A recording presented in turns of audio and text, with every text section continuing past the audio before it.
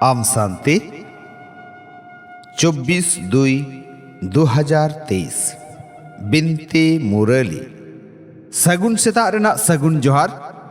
तेहिं दो हुडिंग माछा मिटंग बिनती बन आंजम गद लगे बिनती दो जीवी सगे रेना सिरजनिया जीवी आपाता बिनती मुरली तेहिं दो बाबा चेत कोई मेना का ज्ञान गुण रिनिक दारहा सुख एमोगी दुख हतावी मानमी सिरजन रिनिक इत आज रेन जीवी गिदर कोई बिनती को कना दुलर बेटा नित नोआ दो आमा मुचत जन्म कना खेलोड पुरो गया ओनाते शुद्ध बेनाव में ओराते चला हुआ आरहों सदजुग खना नागाम रुआड़ा दुलर बेटा नितो नोआ दो आमा मुचत जन्म कना खेलोड पुरो गया ओनाते शुद्ध बेनाव में ओराते चला हुआ आरहों सतजुग खना नागाम रुआड़ा कुकली ओरा दुआर को सामड़ाव सामटाव काते ओकाटा कमाल आपे गिदर गेपे कोराव दाड़ेया ओरा दुआर को सामड़ाव सामटाव काते ओकाटा कमाल आपे गिदर गेपे कोराव दाड़ेया तेला ओरा दुआर सामड़ाव काते मारे दुनिया रे ताहे काते झतो खोना ममता माया मेटाव में ओरा दुआर सामड़ाव काते मारे दुनिया रे ताहे काते झतो खोना गे माया ममता मेटाव में हरमो साव जहाँ गे मारे जिनिस को मेना ओना को दो हिड़िंग का में नुआ गे कना आपे गिदर को कमाल मारे ना जहाँ को ताहे कना झतो हिड़िंग का नवा को नित जामो कना झतो आदेर जोंग नुआ गे कना झतो खोन मारांग कमाल नुआ गे सोरेसाना सन्नास को मेता जहाँ दो बाबा गे आमे सेचेत आम कना मनमी अकोय हो बांग को दाड़ेया मनमी ठेन नुआ ज्ञान ओका हो बनुआना सुमुंग जीवी आपात मनमी सिरजनिया इत आज ठेन गे मेना उनागे आमे चेत आम कना आम गिदर नुआ मुचत जन्म रे शुद्ध ताहेन रेना किरियम हातावा आर 21 जन्म रेना को लगिते नुआ शुद्धता आम रे बाय उतर को आम गिदर नुआ मुचत जन्म रे शुद्ध ताहेन रेना किरियम हातावा आर 21 जन्म रेना को लगिते नुआ शुद्धता आम रे बाय उतर को नोंकान कमाल आर अकोय हो बांग को कोराव दाड़ेया नोंकान कमाल आर अकोय हो बांग को कोराव दाड़ेया सेरें आमगे कनाम आयो बाबा आमगे कनाम आयो बाबा आम शांति अच्छा मीठ मीठ आतलेन को न्याम रुआड़ गिदर कोठेन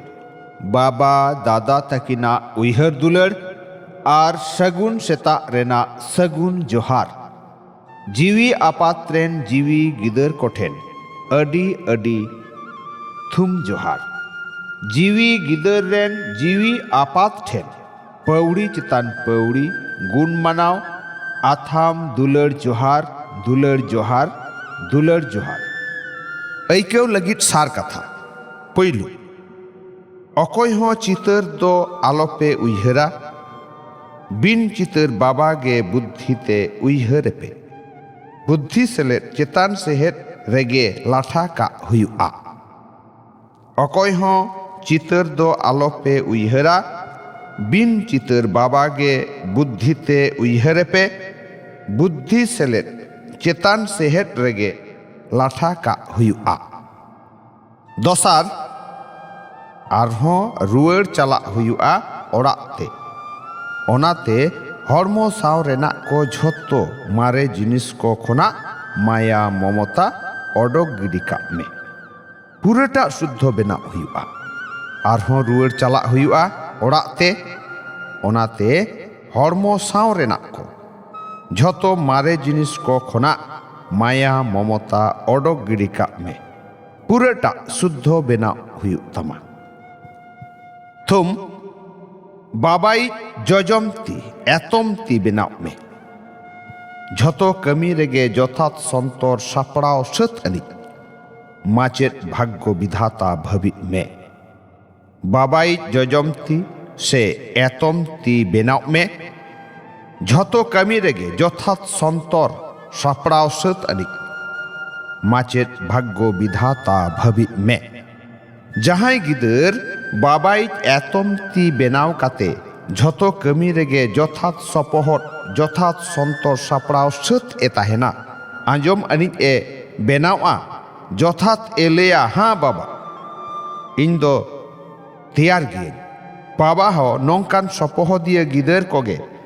सारचा मुरुब्बी गिदर मेता कोआ सरी गिदर सारचा मुरुब्बी गिदर सरी गिदर जेगेत रेना को साजावान गिदर कोगे माचेत थुम दाता और भाग्य विधाता रेना थुम दान को एमा कोआ नौकान गिदर गे बेनाव कान को चेतान रे ताहे काते हों बेनाव रेना को खुना हों भेगार को ताहेना भेगार रे ताहे काते अलौकिक जीवी व्यवहार रेना गे सारचा ध्यान को दोहया हितलई झतो रोड और कमी गे सारचा फारचा ताहेना तो प्रभुई दुलर रिनी रत्नय बेनाव उतरोआ झतो रोड और कमी रे सारचा फारचा ताहेना तो प्रभुई दुलर रिनी रत्नय बेनाव उतरोआ आम शांति आंजम के आबन बिनती मुरली तेहें दो नुना गे